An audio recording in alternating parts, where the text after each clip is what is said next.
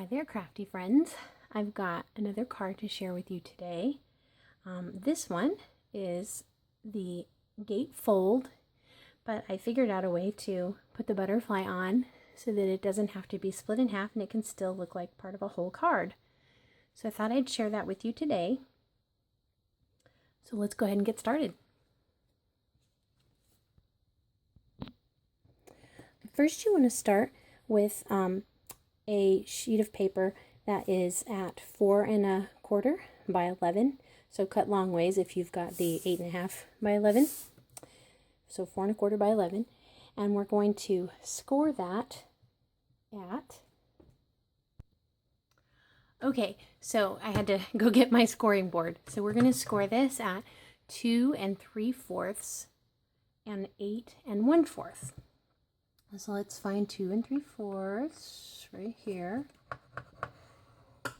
Oops. I hate when that happens. And then I've got the small side, 8 1/4 should be right here. Okay. Put that away.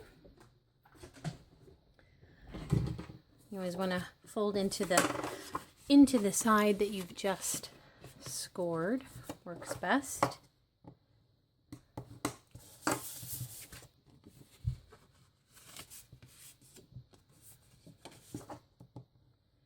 There we go. So we've got our gatefold to start. Now for this I just cut some panels of some really pretty paper.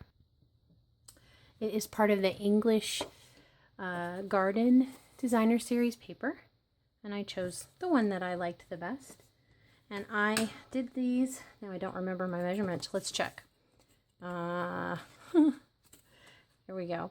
It looks like 2 5/8 by 4 1/8. Strange ones, I know, but that's what fit. So, gotta do what fits.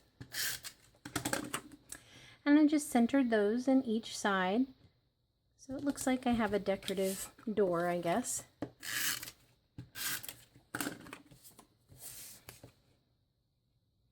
You want to kind of be precise, I think, in trying to get the papers lined up, if you can. I never personally have perfection in my mind whenever I'm making cards, because it is handmade after all. All right, now the next thing we need to do is cut out the framelit, or the frame that you'll see here.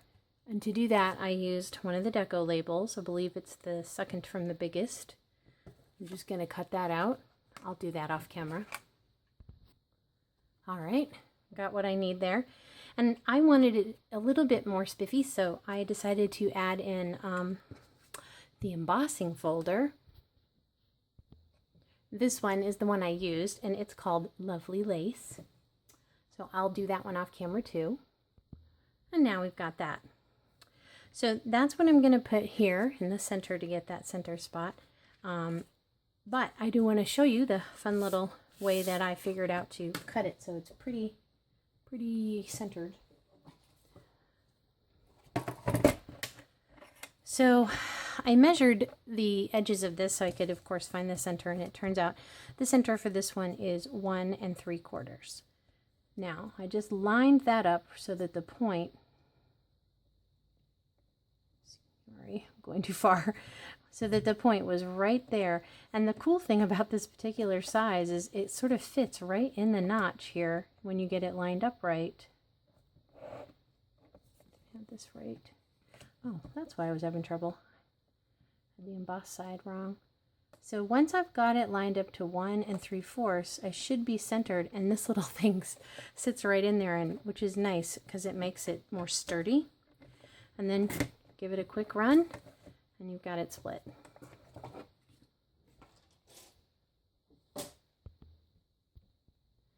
So I tried a couple different things when I was making this card.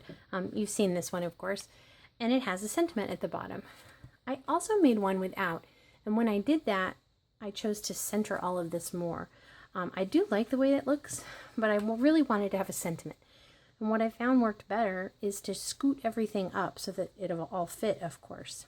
So knowing that, you have to remember where you're going to want it so you still have room for your sentiment while you're adhering this.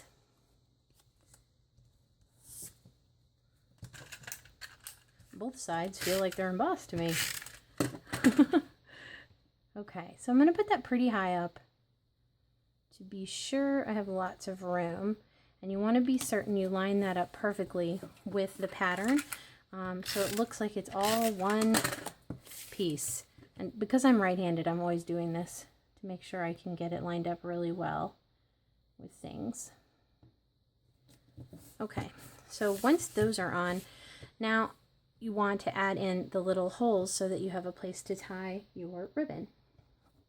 And I've got ribbon here. Actually, that I don't need to do the tying it, I just need to do the punching. In a card like this, it helps to have a tie because they do like to, of course, open up a little bit, and then it doesn't quite have the same, I don't know, pizzazz. Now, you are going to have to be okay with not perfection again. I just tried to go in a tiny bit on either side and then line them up. And it's pretty tight because there's so many layers of paper. But you really won't see much of that because it's all going to be covered up with the ribbon. Okay. Oh, that one ripped just a little bit. But you know what? I'm going to put that down with a little bit more of the adhesive and it'll be just fine. Okay, now I've got that ready. I think we should go ahead and stamp our sentiment. We're going to do the butterfly last. So I've got just little strips of paper. I think this is just a tad bit more than a ½ inch. And I chose to use a sentiment from the cute set Sheltering Tree. I'm using Thinking of You because I think this might end up being a sympathy card, actually, for a poor friend who's lost a pet. And I'm going to do that in Old Olive because that is one of the green colors in here.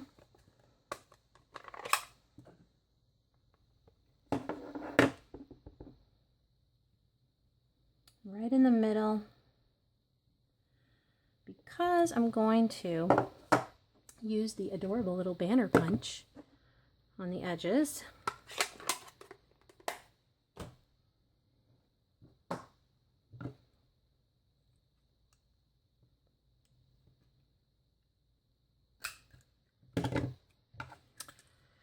If you don't have one of these, it sure is handy. I am so terrible at making straight banners. Now I also want a background banner, so I am going to use the hexagon punch for that. Didn't know if you knew how fun that was to use for that way. I like to make sure I've got it lined up right, so I'll put these together and punch from there.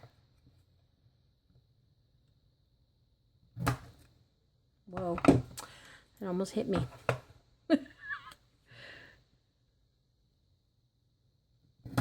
I guess that's the danger of doing it facing you.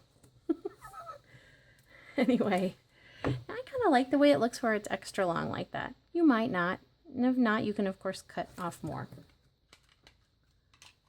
Okay, I'm going to adhere those so they're ready to go.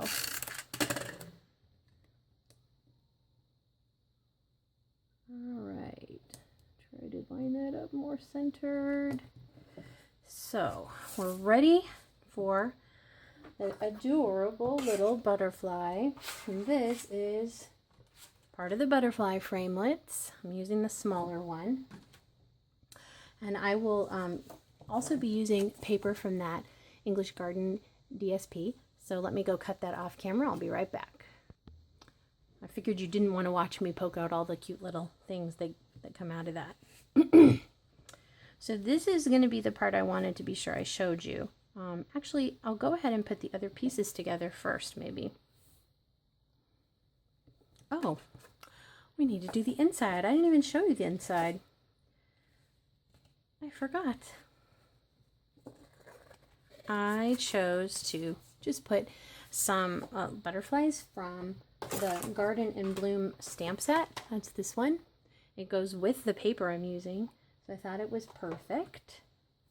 And that's what I'm going to do in here. So I've got just your basic, oh, let's see, it's 4 by 5 1/4.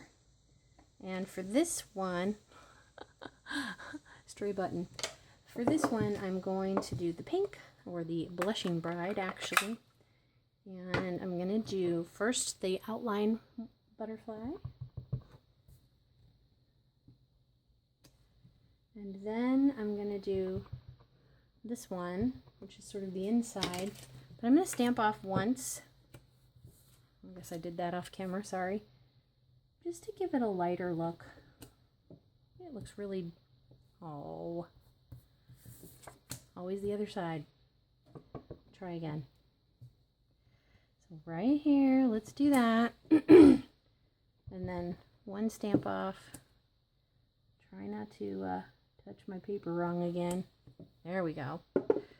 And then I wanted to do the little one in the green, or the old olive. So we'll do that. And we're going to stamp off once too on that. Just kind of makes it look a little lighter. Oh, he'll have to do. So we'll stick that in there. That way I can tie it. And it'll already have the inside ready for me to write in. Okay. Now you can actually put, even though it seems like it's thicker, this goes through quite nicely with that whole size. I believe, I'm trying to remember. I don't remember what size my hole punch is. I have to look at that. I don't have the really little one. I think it's like the middle size. Does it say? It probably does, but I'll never find it in time to tell you. I'll figure it out. So, just going to tie a bow on this one.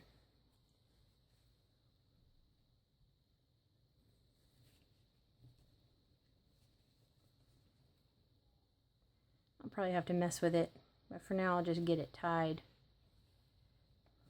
so it's on there. All right, so it's got it shut. So now I'm gonna show you my little trick for putting this on. You might have actually seen it already when I opened it. I've only got it adhered to one side, both of these items, and that's really all you do. I chose to use the Tombow multi-glue, and you got to make sure you match it up so that you can get enough glue on it where you need it to be without covering the opening. So I'm really going to go here, kind of a glob, and then I'm going to use an extra one of these that I have to fan out that glue.